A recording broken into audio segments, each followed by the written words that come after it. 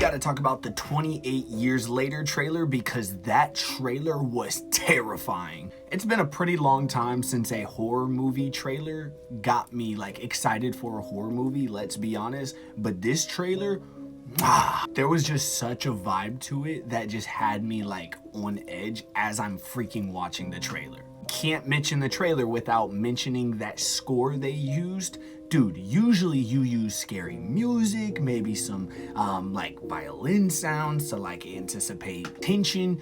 No, they choose this really eerie soundtrack, and there's a whole history behind the soundtrack which makes it even scarier. But dude, if y'all haven't seen the 28 Years Later trailer, go watch it right now. What are you doing? If you don't know what 28 Years Later is, this is the third part in a trilogy that started with 28 Days Later, then it turned to 28 Weeks Later, and now we're getting 28 years later. And it feels like it's been 28 years since we've seen an addition to this movie franchise. I'll be honest, not a lot of people my age know about 28 Days Later or even 28 Weeks Later, and so I think that 28 Years Later are gonna have a lot of people show up that really didn't see the other movies. But you've got to understand, if we didn't get 28 Days Later and 28 Weeks Later, we probably would have never got World War Z, The Last of Us, The Walking Dead. Like, these movies had to walk for these other franchises to run. This movie set the tone on what a zombie movie could be. It wasn't this slow pace, you know, zombies are like shambling, right? No, they were fast, they were a threat, and every time somebody faced a zombie, it was a real tense situation. Not to mention, there's just a feel to these movies that just make it feel so real. As far as this movie, obviously it's gonna take place 28 years later, and we're gonna see how the zombies have evolved, and we're gonna see how humanity has devolved, and